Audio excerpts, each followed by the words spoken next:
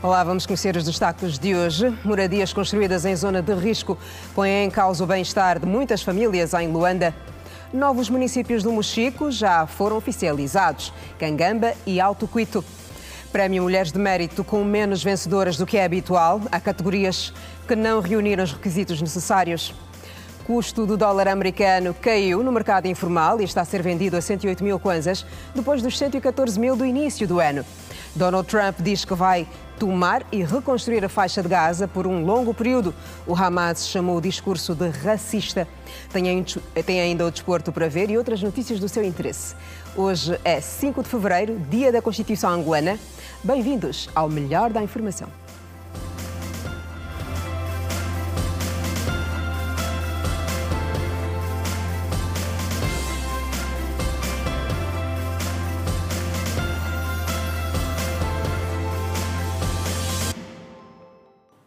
Olá, boa noite. Abrimos com um assunto que inquieta algumas famílias: a moradia condigna. A dificuldade em conseguir uma casa decente leva milhares de angolanos a viver em zonas de risco. O bairro da Farmácia, no município da Camama, os moradores estão a abandonar as suas casas devido às infiltrações constantes das águas que vêm da vala do projeto Nandó. O problema, que se arrasta há vários anos, tende a piorar nesta época chuvosa. A Direção do Ambiente e Saneamento da Camama assegura que fez um levantamento de 180 casas construídas sobre a linha de água. Grande parte das casas no bairro Farmácia estão por esta altura abandonadas, tudo por conta desta vala de drenagem localizada no projeto Nandó, no município do Camama. Por causa do volume de água que tende a atingir níveis altos, sobretudo em época de chuva, segundo os moradores, aumentou o sofrimento da população. Eu, pelo menos aqui, Domingos Manuel Sebastião, estou a morar aqui há 17 anos. Não era assim. Tínhamos um risquinho da vala, mas passávamos aqui com nossos caminhões de areia, blocos, cimento, passávamos mesmo por aqui. Mas depois de muitas chuvadas, então aconteceu, já esta vala aí se alargou. E por se alargar a vala, então nossos moradores também estamos aqui a sofrer. Muita gente construíra e muita gente, dona desta casa abandonou a casa, esta também abandonou, aquela que estás a ver também lá à frente também está abandonada. Praticamente até lá aquela casa que está aí de tijolo também está abandonado. Aqui então já não se fala. Aqui nós sofremos muitas consequências por causa da água. Nós até se vê nos portões, já metemos 2, 3 fiadas ou 4 fiadas de blocos, porque por causa de se prevenir da água. A água entra até nos confins das casas e perdemos muitas coisas que até agora não estamos conseguindo repor. E nós só queremos que quem é do direito, para aprofundarem só a vala, pelo menos, para nós podermos viver normalmente, porque nós não temos sítio aonde podermos ir, porque o saco de cimento está por aí 7 a 5 mil kwanza. Eu aqui já não consigo trabalhar para mim conseguir comprar um terreno e construir mais uma casa. Com o mês de abril a aproximar-se, Teresa Luiz diz temer pelo pior caso o problema persistir.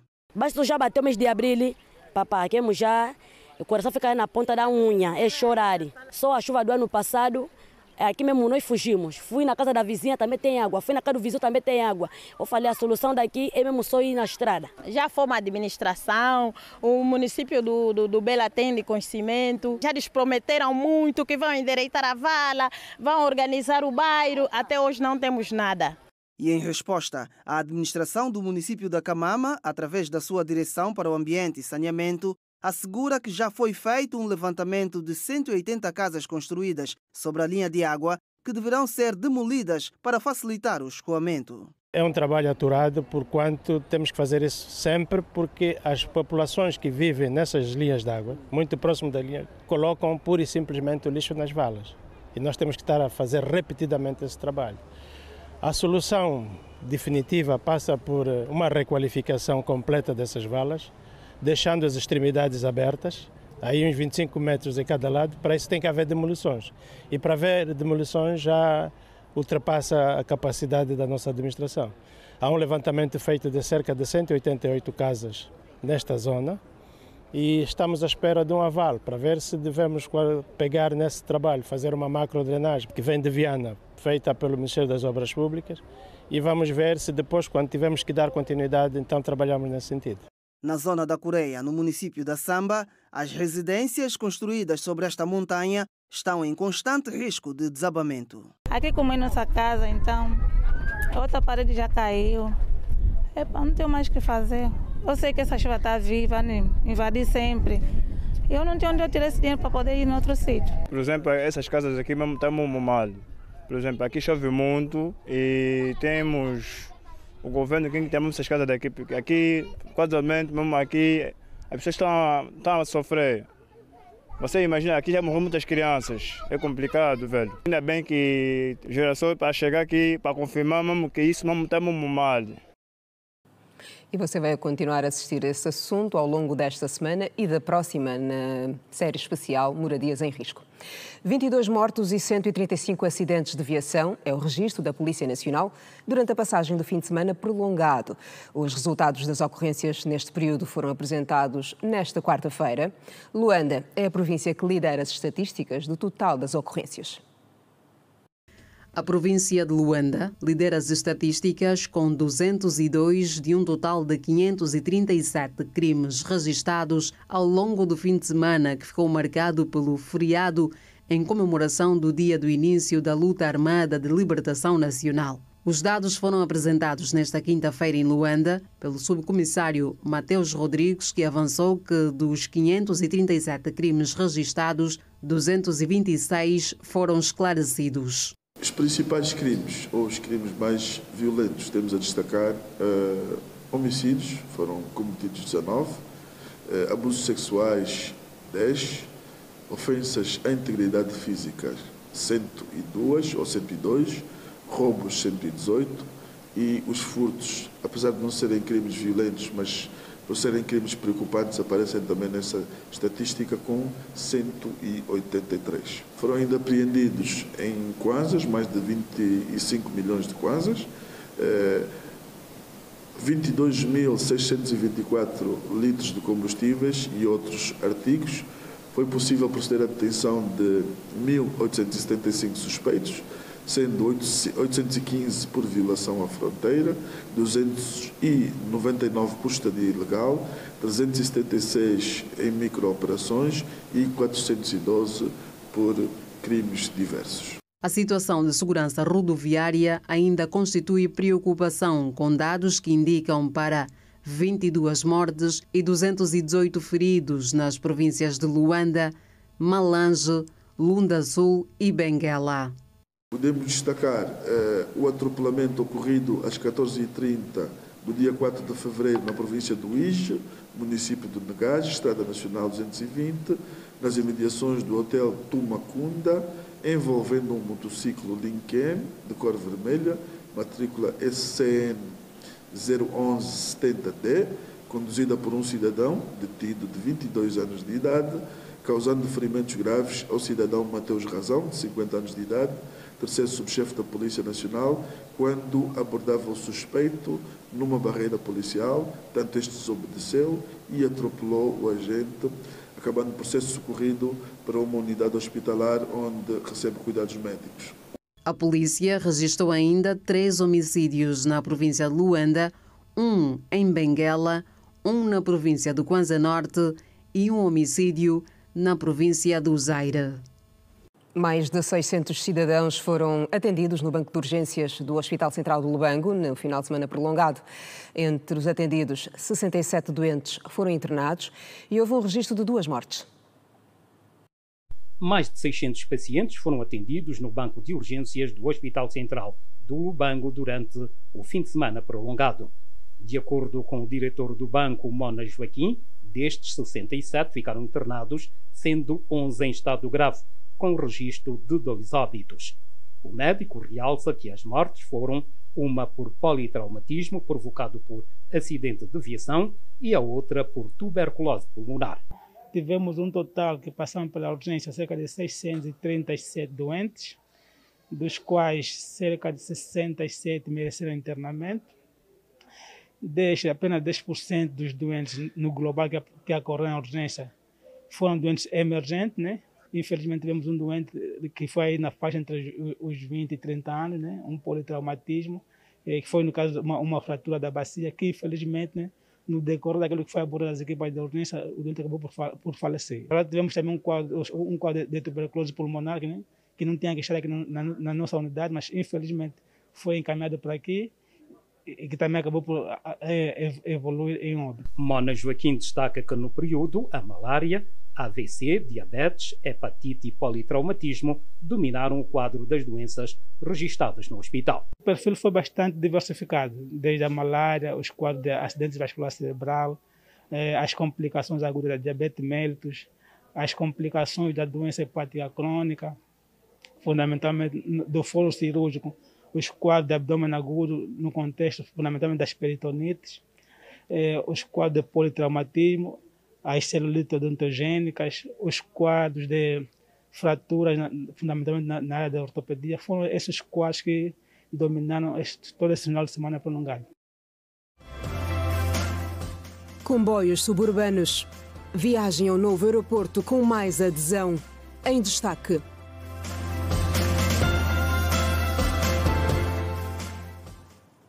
E foi aberta hoje aqui em Luanda a Conferência Internacional sobre Constitucionalismo, como expressão de independência e soberania dos Estados.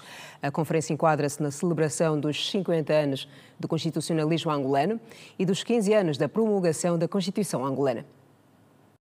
A revisão da Constituição da República pode ser feita sempre que se justificar, sendo que enquanto documento que define as aspirações políticas, sociais, económicas, culturais, ambientais e outras, ela não é um documento acabado. Enquanto documento, a Constituição está longe de ser estática.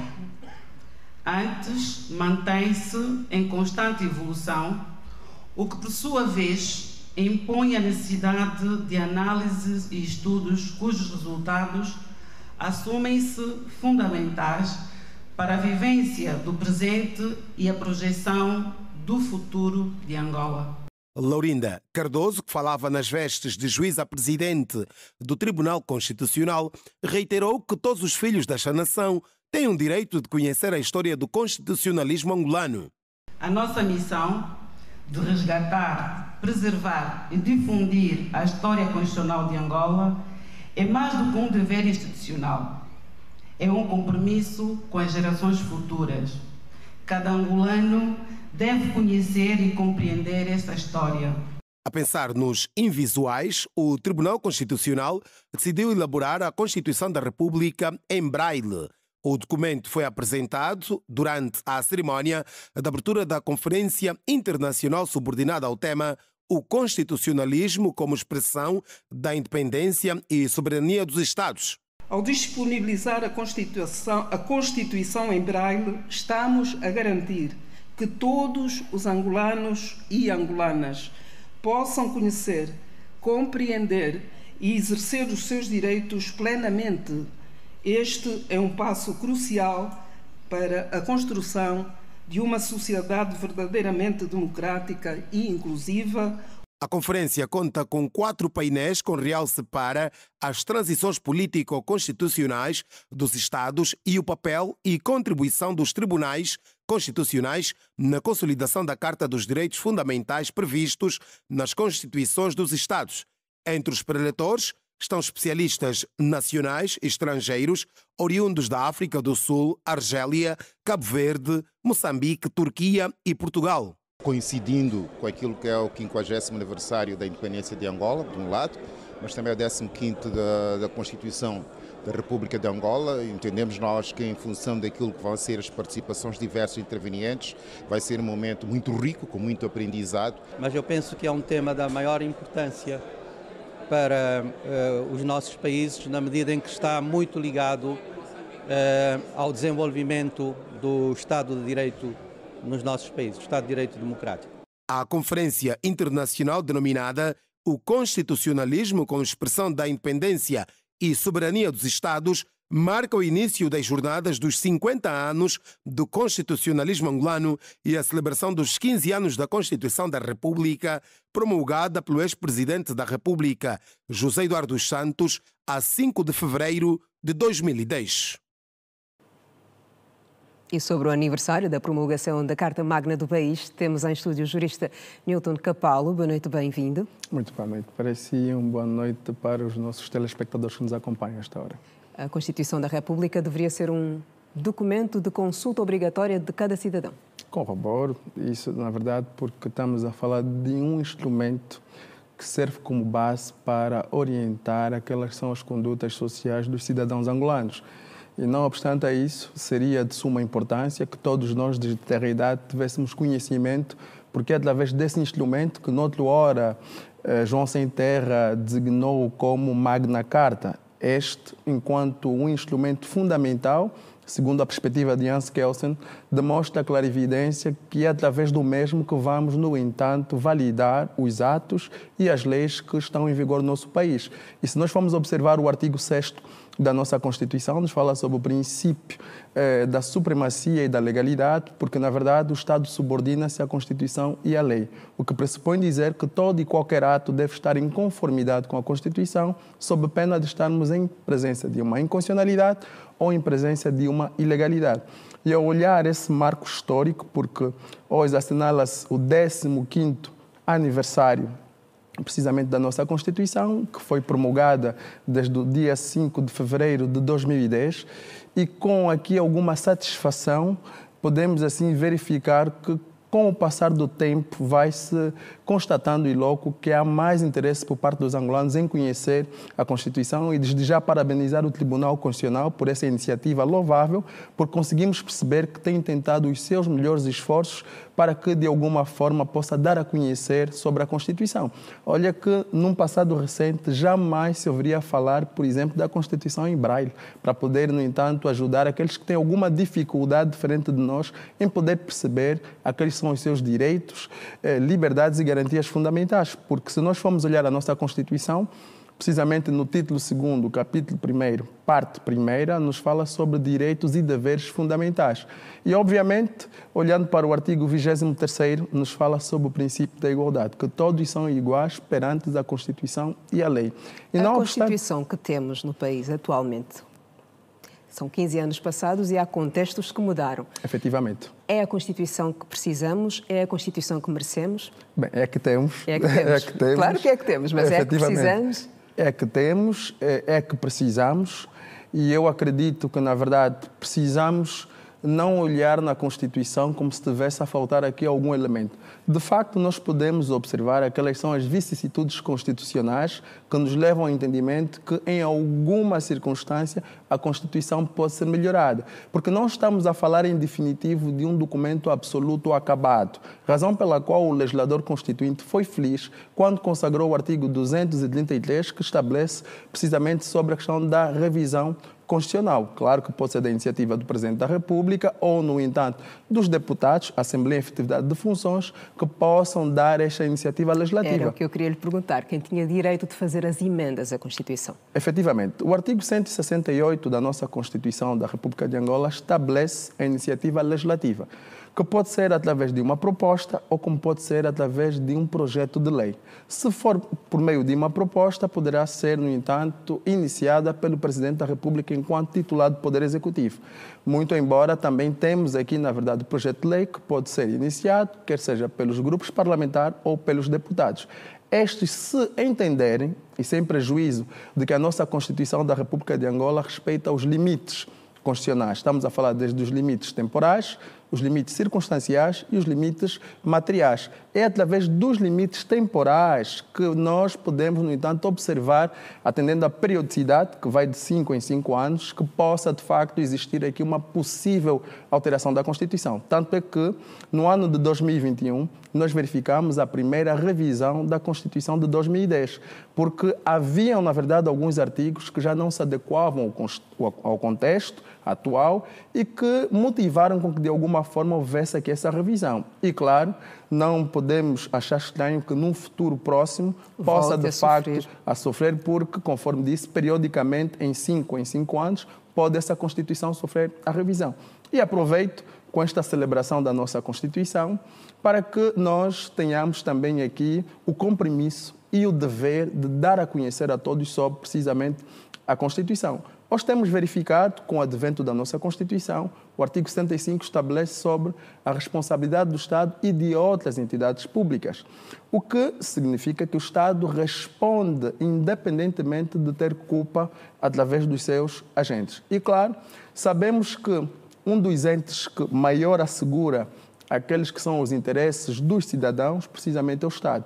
E o Estado, naturalmente, está suscetível de cometer alguns lapsos no exercício da sua atividade, mas em nada diz que não se pode verificar qualquer imputação da responsabilidade. Mas, claro, que nós, enquanto cidadãos, devemos, no entanto, também fazer aqui a nossa cota à parte, porque o Estado sozinho não conseguiria dar resposta aos nossos problemas mais candentes, até porque se diz que o Estado é uma pessoa de bem. Mas se nós formos olhar o artigo 52, 53, 54, nos define aquela que é a participação na vida pública.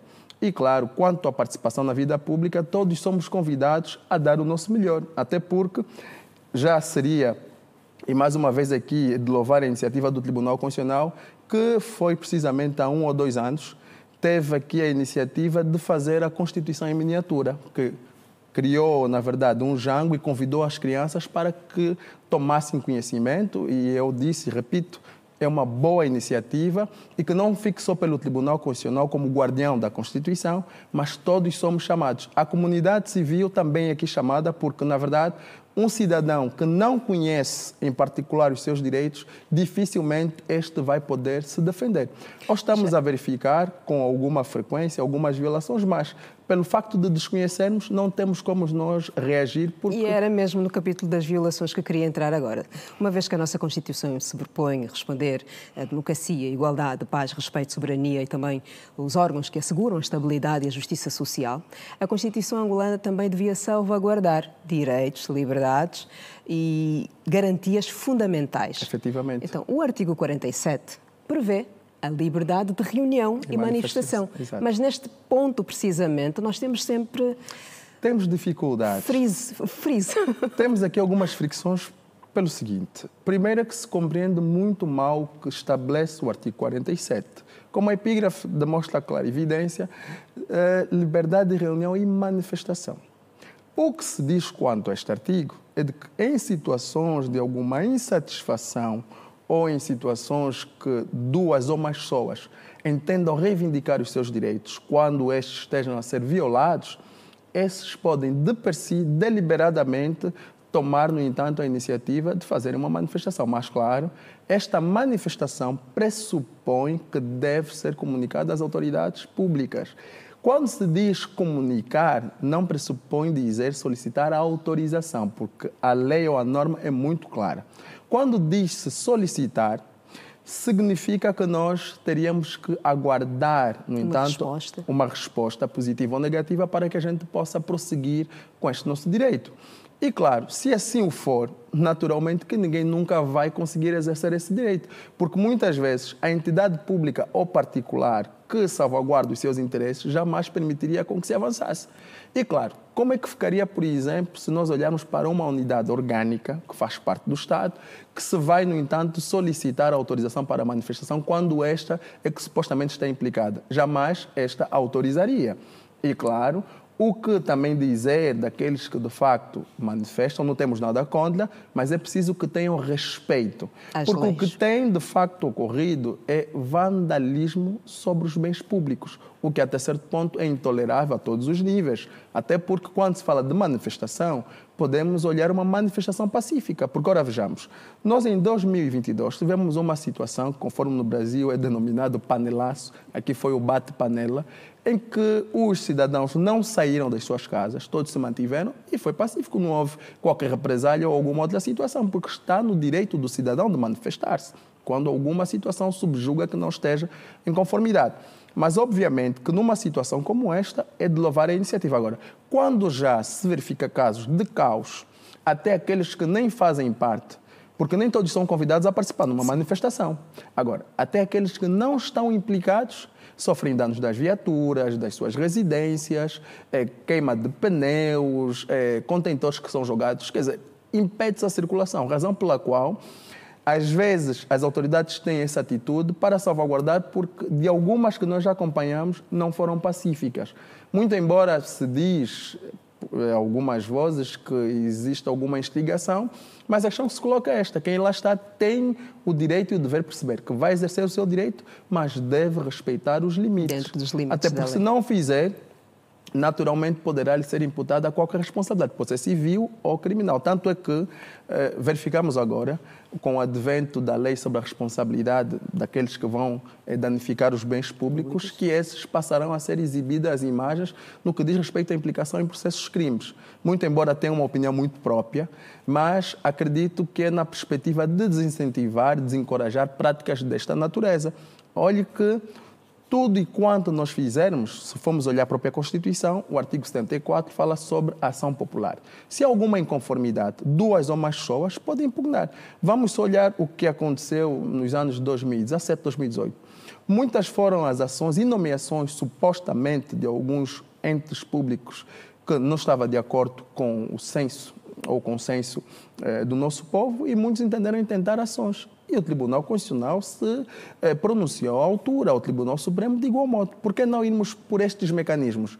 Até porque a nossa Constituição permite e dá aqui a prerrogativa para aqueles que são as cadeias recursórias, quer sejam graciosas ou as petitórias, ou, no entanto, as impugnatórias ou contenciosas. O que pressupõe dizer que antes mesmo de nós avançarmos com qualquer ação, podemos reivindicar ou reclamar junto do órgão que proferiu necessariamente a decisão que esteja a beliscar direitos, liberdades e garantias fundamentais, porque o artigo 73 da nossa Constituição fala sobre o direito de petição, queixa, reclamação e denúncia. E se for nesses termos, por que não utilizar esses mecanismos? Ao invés de nós, no entanto, praticarmos atos que nada dizem ou abonam nada abonatórios. E de lembrar que é com aqui também alguma alegria que vai-se verificando algum esforço por parte do nosso Estado. Como, por exemplo, nós tivemos no ano de 2022 a Lei 30/22, de 29 de outubro, que é a Lei sobre a Responsabilidade do Estado e de outros entes públicos. Noutra hora, nós tínhamos dificuldade de intentar ações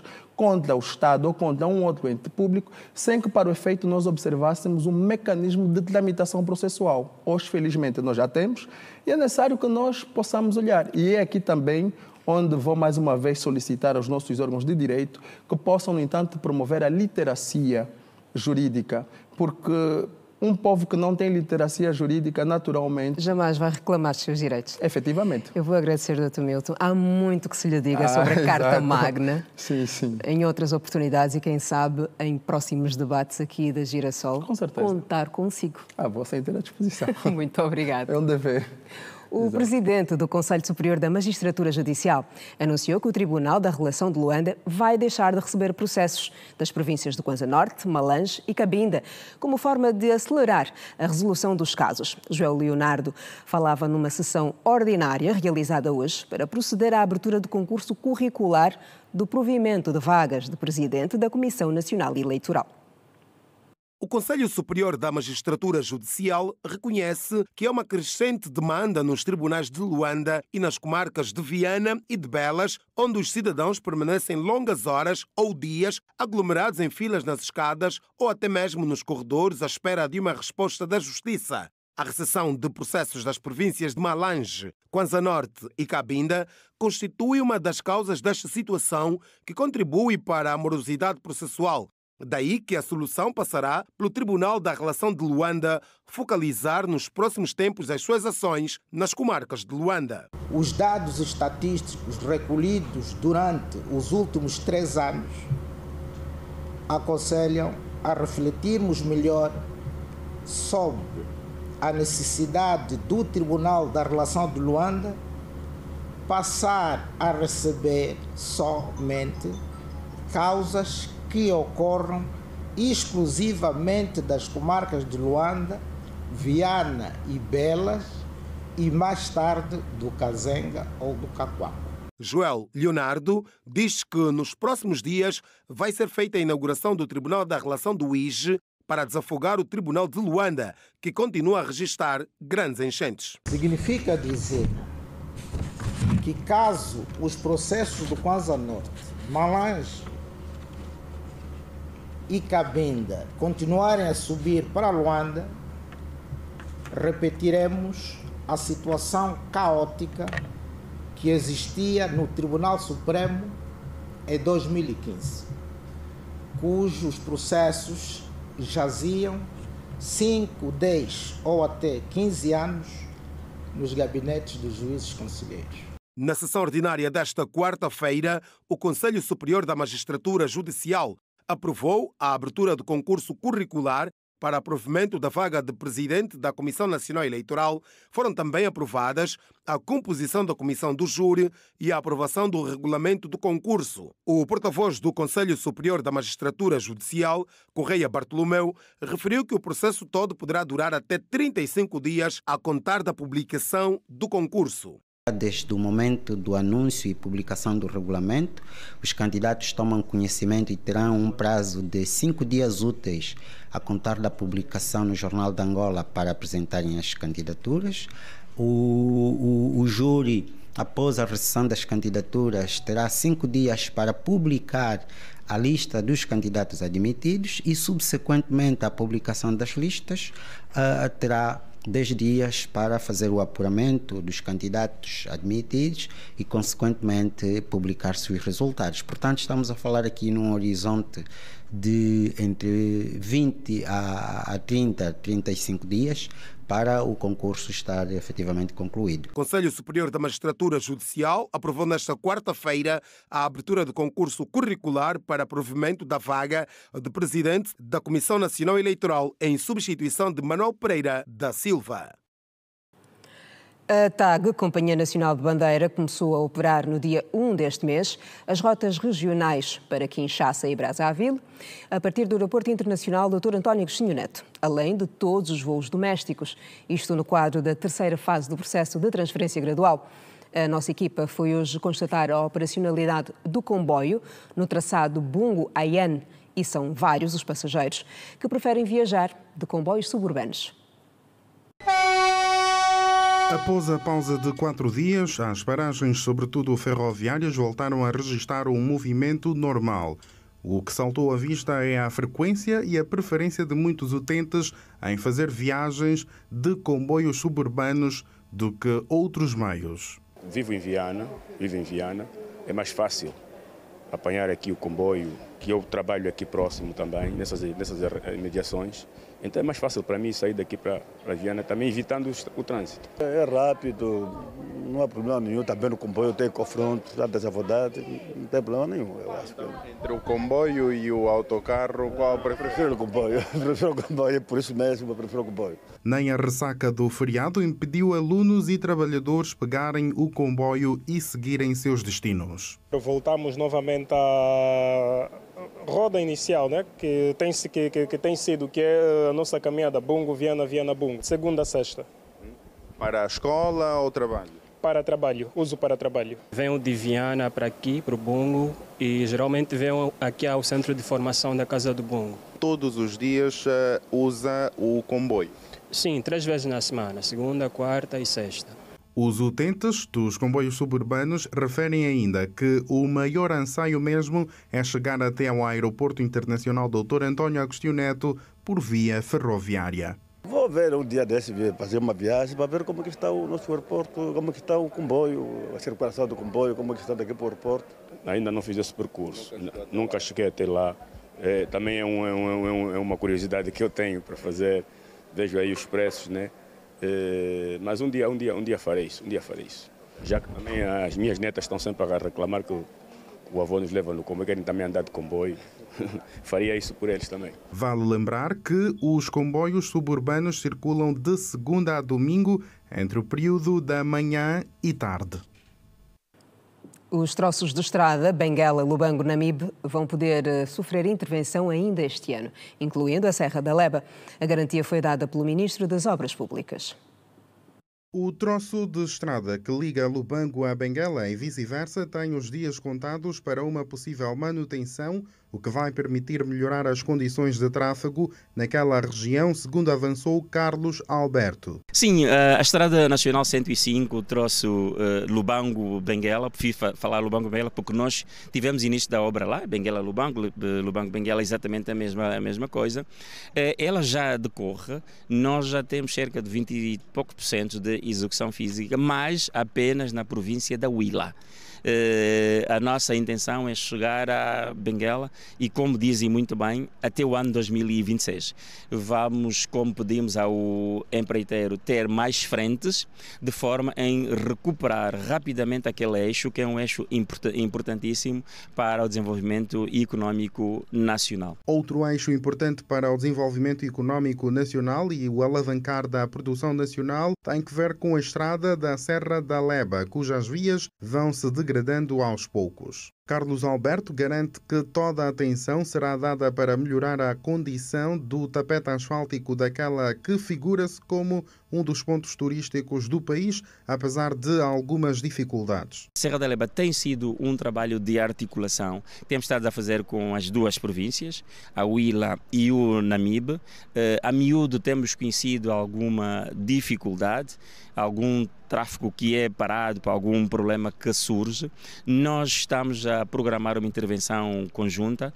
Ela não é de grande monta, será mais em termos de conservação e manutenção daqueles troços, porque a estrada no geral não está muito má, mas precisamos de fazer a atividade de conservação e manutenção desses troços, começando, como eu disse, em 2025 e estender-se-á prioritariamente até o ano 2026. São obras que em 2026 nós vamos, de acordo com a nossa programação, fechar estas obras mesmo. Quanto às medidas para aferir a qualidade das estradas, o titular da pasta disse que vai ser lançado um programa que vai permitir aferir os estados das vias. Agora em 2025 vamos lançar um programa, ou vamos relançar um programa que já fazia falta há muito tempo, que é o programa de conservação e manutenção das nossas estradas. Obviamente assiste-se, e temos que ser honestos nisso, em alguns troços alguma degradação acelerada das nossas estradas. Não tem a ver só com o processo construtivo em si, mas tem a ver fundamentalmente por três elementos. Primeiro, não é feita uma manutenção e conservação corrente das nossas estradas. E quando assim não é, obviamente as estradas programadas para durar algum tempo não duram, porque de facto essa ação importante não é feita. Segundo, o excesso de carga que gravita pelas nossas estradas. Troços de estrada que liga Lubango, Benguela e Serra da Leba poderão ter manutenção ainda este ano. Veja no próximo bloco o melhor do desporto no país e o aniversário de CR7. Veja também a resposta do Hamas à proposta de Trump de ocupar a faixa de Gaza. Volto a seguir ao intervalo, não saia daí. Até já.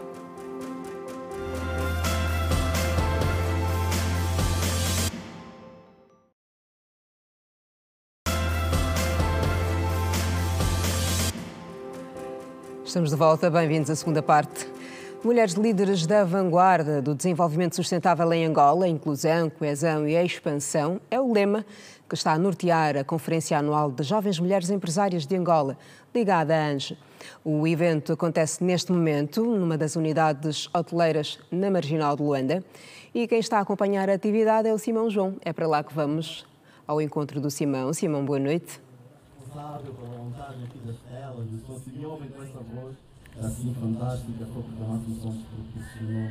Boa noite, Kina. Boa noite para quem nos acompanha a esta hora. Esta é a segunda edição da Conferência Anual das Jovens Mulheres Empreendedoras de Angola, ligadas à ANGE, que está a ser então aqui lançado este cocktail. De resto, a apresentação dos assuntos que vão nortear a agenda de trabalho desta organização feminina ligada à ANGE. Carla Torrão é a vice-presidente para o género da ANGE, com quem vamos agora a conversa. Carla, muito boa noite. Esta é a segunda edição desta conferência anual. Quais os grandes propósitos, objetivos que a ANGE para o género traz para as jovens empresárias mulheres de Angola? Boa noite, TV Girassol. Boa noite, telespectadores. Na verdade, aquilo que já falamos muito mais cedo é a troca de experiências o grande crescimento do setor empresarial feminino tem demonstrado que há essa necessidade, não é? Há necessidade de haver aqui uma troca de experiência, uma forma de inclusão do informal para o formal. Então, as mulheres empresárias muito mais capacitadas, mais organizadas, poderão nesta conferência para mulheres empresárias mostrar, falar, passar o testemunho de quais foram os passos para o desenvolvimento dos seus próprios negócios, das suas próprias empresas e, acima de tudo, nós vamos discutir os 50 anos da independência. Essas mulheres vão poder falar quais são os feitos, como elas conseguiram afirmar-se no setor empresarial nestes 50 anos dessa nossa rica Angola. Olhando para aquilo que são os grandes desafios da classe empresarial, sobretudo feminina, como é que a ANGE poderá mediar aquelas pessoas que têm algum projeto e gostariam de ser financiados? De que forma é que a ANGE poderá ajudar estas empresárias? A ANGE vai sempre, pode de que forma, encaminhar para quem de direito, neste caso a ANGE serve aqui do interlocutor, a ANGE também irá mostrar a estas empresárias ou empreendedoras, acima de tudo aquelas empreendedoras que têm os seus projetos, a ANGE vai dar a oportunidade de conhecerem, porque a ANGE também mostra aquilo que são os projetos do Estado. Por exemplo, as jovens empreendedoras, muitas não sabem que existe o FUNEA, não é? Que é um fundo de capacitação e tudo mais, e visa a capacitação de microcréditos para mulheres empreendedoras ou homens, né? Para jovens empreendedoras. Então, há aqui esta interligação da ANGE, destes projetos, para ANGE, sem esquecer a parte da capacitação e da formação. A ANGE tem um programa de formação e de capacitação para vários projetos em específicos para mulheres que estão a começar. Muito obrigado e sucesso. Obrigada. Então, Carla Torrão, ela que é a vice-presidente da ANGE para o género e os pontos que deverão nortear então, a agenda de trabalho desta organização feminina ligada à ANGE. Esta é a segunda edição da conferência anual que se pretende também olhar para a inclusão e desenvolvimento sustentável de Angola. É um assunto que nós vamos poder desenvolver em próximos serviços de informação da Rede Girassol. Boa noite, Kina. Bom, e contamos então com mais informação nos próximos serviços noticiosos. E agora o custo do dólar americano e do euro. A taxa de câmbio no mercado informal reduziu 5,2% para o dólar e 1,6% para o euro. Já no mercado oficial, a taxa de câmbio mantém-se estagnada há 2 meses, nos 912 kwanzas por cada dólar.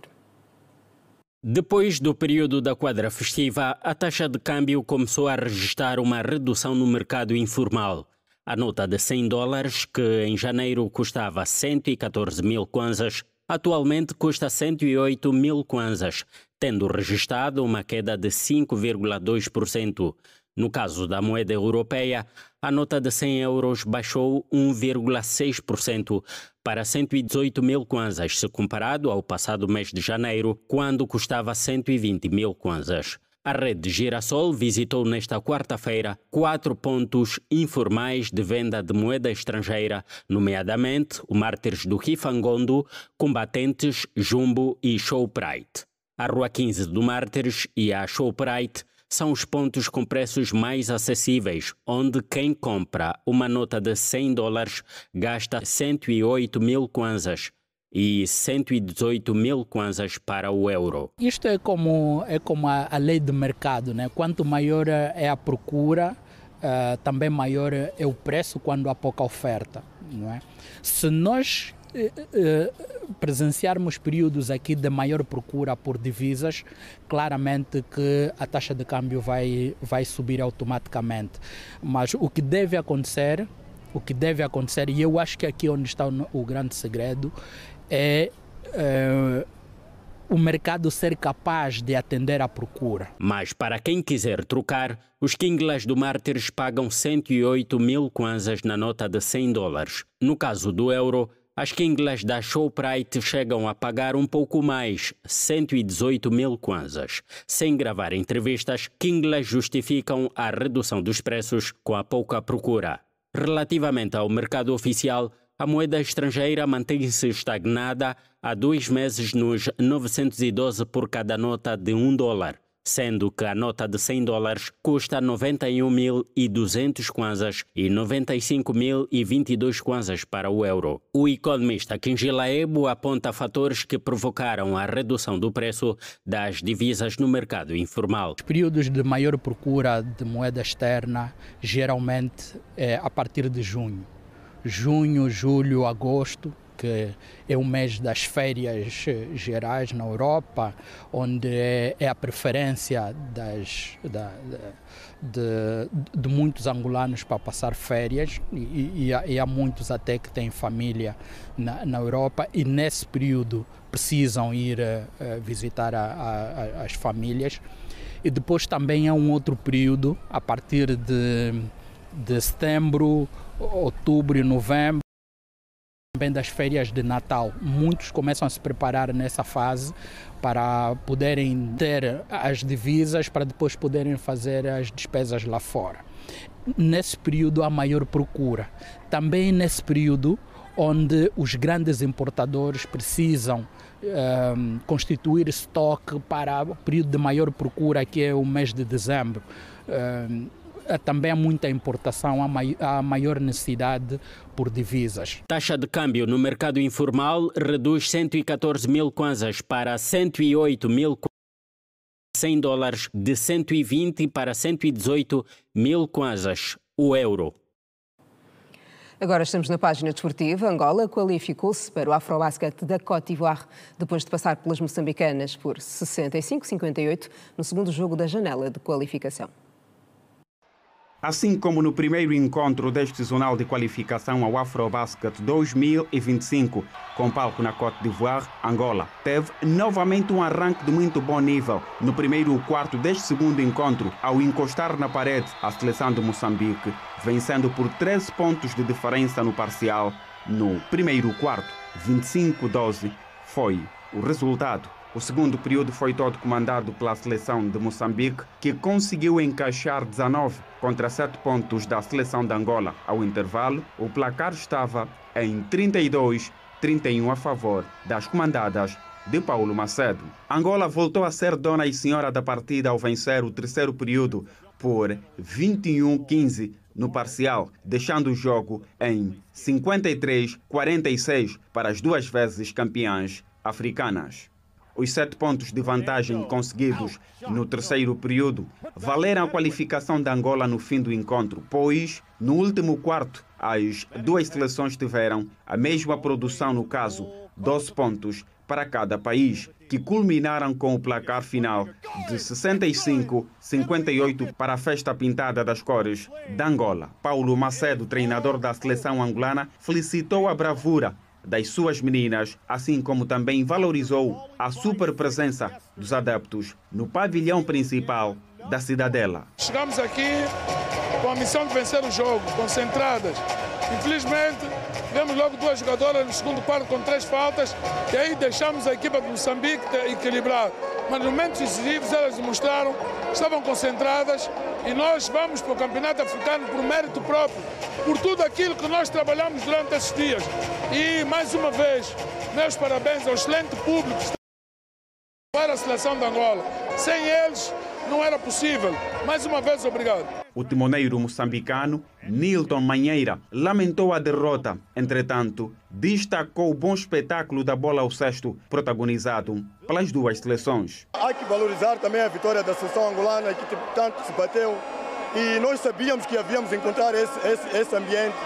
Estou feliz com o meu grupo, elas estão de parabéns porque tudo fizeram para que levasse uma vitória para a seleção de Moçambique e garantir o apuramento direto para a Afrobasket. Angola vence Moçambique por 65-58 e garante presença no Afrobasket da Côte d'Ivoire em agosto próximo. A extremo base angolana, Itali Lucas, com um duplo-duplo, sendo 28 pontos e 11 ressaltos, foi a jogadora mais valiosa da partida. Com o intuito de dotar os gestores dos clubes da FAB, associações provinciais, árbitros, jornalistas, a Federação Angolana de Basquetebol está a promover um curso de gestão na plataforma usada pela FAB. Várias pessoas participam do curso sobre gestão e manuseio de dados das partidas de basquetebol. O curso está a ser promovido pela Federação Angolana de Basquetebol na cidade capital. A plataforma que está a ser estudada é a Clupic, usada por muitos países para a gestão e organização de jogos. Os formandos representam clubes da nossa praça, associações provinciais da bola ao cesto, árbitros, bem como jornalistas. O vice-presidente da Federação Angolana de Basquetebol, Silvio Lemos, garantiu que o processo de formação está a correr sem nenhum sobressalto. Penso que os clubes, as associações e aqueles que são, de alguma maneira, parte integrante da família de basquetebol têm estado a aderir satisfatoriamente. Portanto, nós já começamos com esta atividade há 3 anos, a nossa base de dados já existe há 3 anos. Naturalmente que agora a direção da Federação decidiu trazer a empresa que montou a base de dados para dar aqui presencialmente formação aos nossos usuários. Silvio Lemos sublinhou que a direção da FAB está empenhada a tornar nos próximos tempos a Federação Angolana totalmente digital. Sabemos que o princípio é sempre difícil.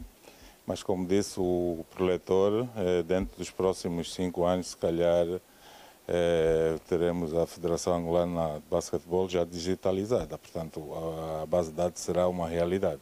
Em termos de aplicativos, ele é acessível? Pode estar no telemóvel, no tablet, no computador? Ou como é que vai funcionar isto? Exatamente, como disse ali o preletor, a parte desportiva é acessível. Agora, a base de dados, naturalmente, que é propriedade da Federação Angolana de Basquetebol. Só terão acesso àqueles que a Federação de Basquetebol atribuir a senha e a administração, não é?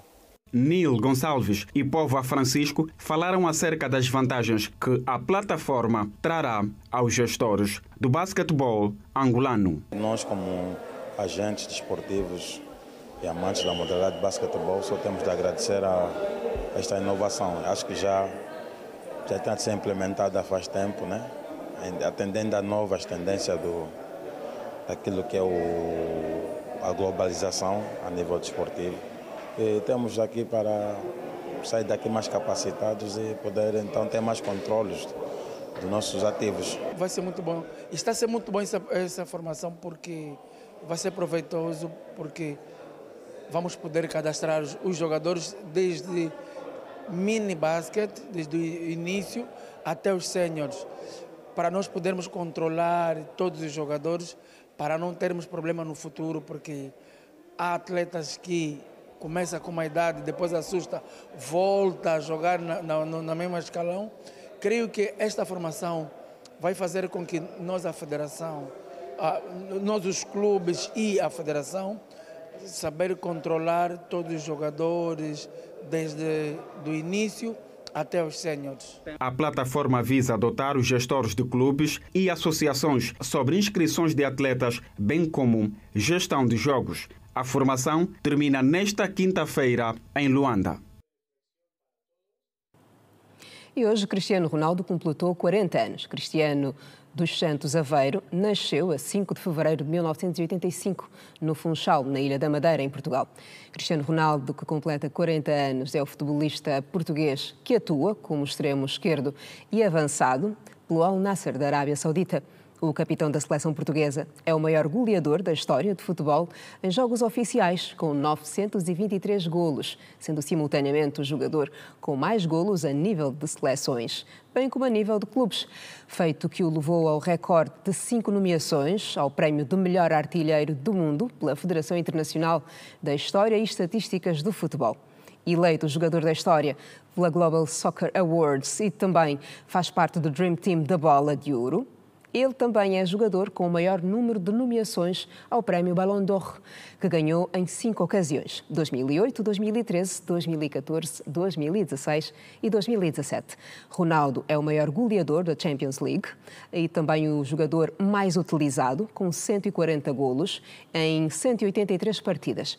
O lendário é o único atleta a vencer 3 ligas europeias de maior prestígio, a Premier League, a La Liga e a Série A, sendo eleito o melhor jogador e artilheiro destas provas. Cristiano Ronaldo tem 31 títulos em clubes, saliência para uma supertaça no Sporting Clube de Portugal, uma Liga dos Campeões e 3 campeonatos da Inglaterra no Manchester United, 4 Ligas dos Campeões e 3 Mundiais de Clubes no Real Madrid, 2 Ligas de Itália na Juventus e uma Taça dos Campeões Asiáticos no Al Nassr da Arábia Saudita. Na seleção portuguesa, desde 2003, Ronaldo é o maior artilheiro e também o mais internacional, com 217 duelos e 135 golos. Venceu o Euro em 2016 e a Liga das Nações da Europa em 2018-2019. O madeirense também representou os Tugas no Euro em 2004, 2008, 2012, 2020 e 2024, além dos Mundiais de 2006, 2010, 2014, 2018 e 2022, bem como a Taça das Confederações de 2017. Tomada de Gaza. Declaração de Trump sobre o território palestiniano gera protesto. Em destaque.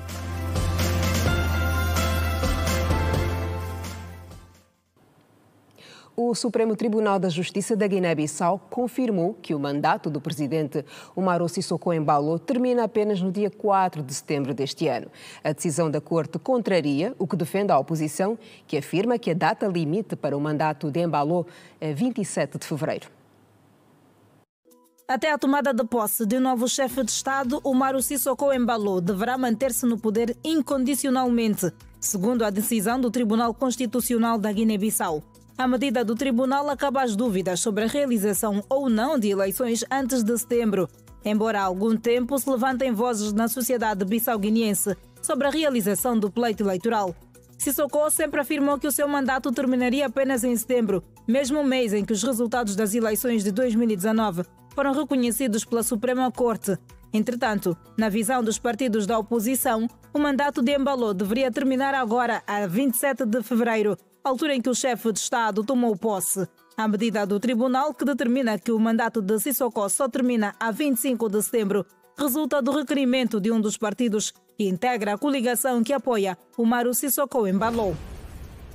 Apesar de um abrandamento das manifestações em Moçambique, o número de mortos continua a subir. Segundo a plataforma eleitoral Decide, nos últimos 20 dias, 27 pessoas morreram nos protestos. O número eleva para 327 o total de óbitos registados desde o início dos protestos contra os resultados das eleições de 9 de outubro último. Além das mortes, continuam também a registrar-se várias detenções. Segundo a organização, que reporta 174 detenções nos primeiros dias de fevereiro. Segundo a plataforma, os manifestantes que continuam nas ruas alegam não só a suposta fraude eleitoral, mas também as más condições sociais do país.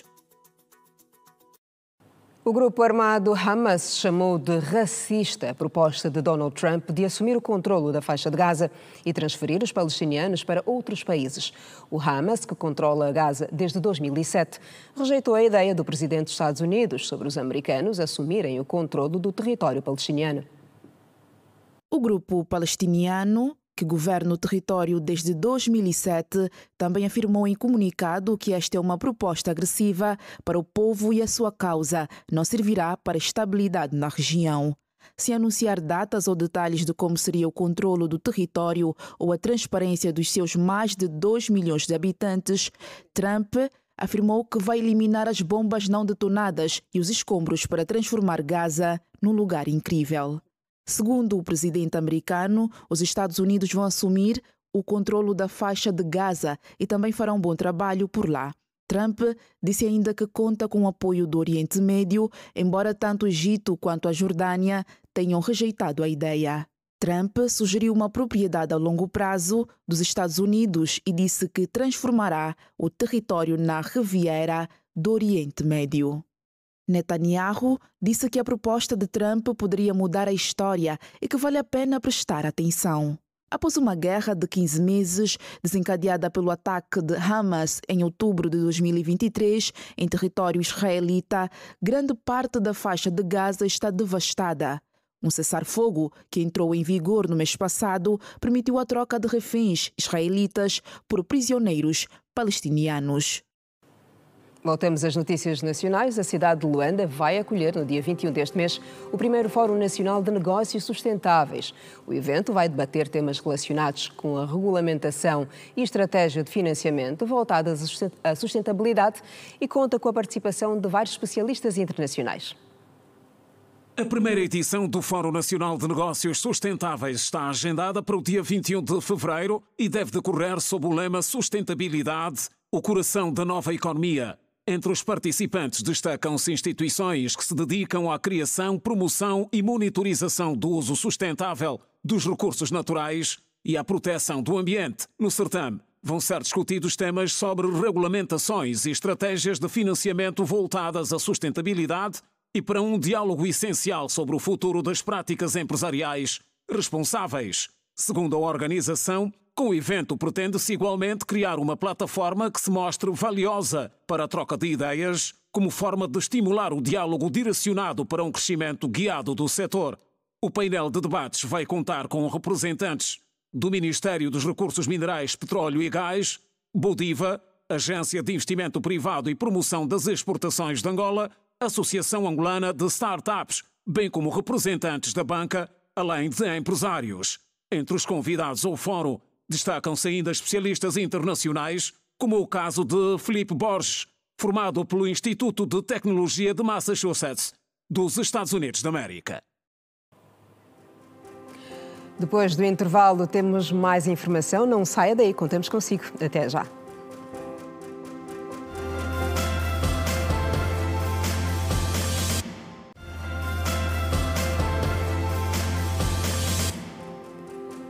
Bem-vindos à terceira e última parte do jornal. Está de visita a Angola uma equipa da empresa brasileira EMS, líder na produção de medicamentos genéricos, que quer investir na indústria farmacêutica em Angola.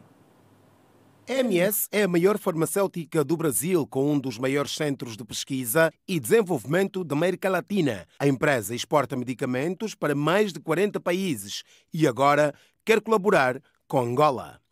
Todo esse processo de internacionalização, encontramos em Angola um perfeito parceiro para um novo passo nessa internacionalização. Estamos aqui com essa colaboração e com as portas abertas com o governo angolano para achar a melhor maneira de uma implementação de uma fábrica aqui, que é um grande sonho nacional e que eu acho que nós temos todas as condições de contribuir para isso, porque produzimos quase todos os medicamentos que são atendendo a população. Temos um expertise e um conhecimento desses últimos 60 anos, com todas as certificações e atendendo a qualquer tipo de barreira regulatória do mundo, então conseguimos atender a todos os altos padrões de qualidade. Temos também a possibilidade de implementar produtos que Angola necessita, ou seja, mesmo que nós não tivermos o produto, temos capacidade de inovação e desenvolvimento. Então, isso também pode ser um ponto interessante de partida também para a possibilidade de produtos para Angola. Para a concretização deste desejo, a ministra da Saúde, Silvia Lutucuta, lidera a delegação que efetuou uma visita de trabalho ao Instituto Hematológico de Luanda e ao Hospital Cardeal Dom Alexandre do Nascimento. É uma indústria muito robusta.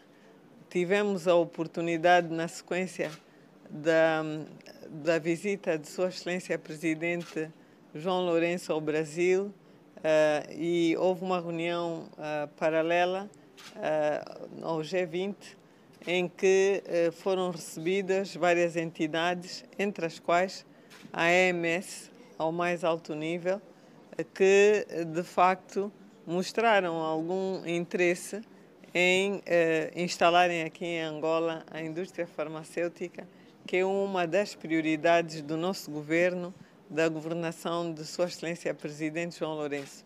Já fizemos vários investimentos na saúde, em recursos humanos, em infraestruturas.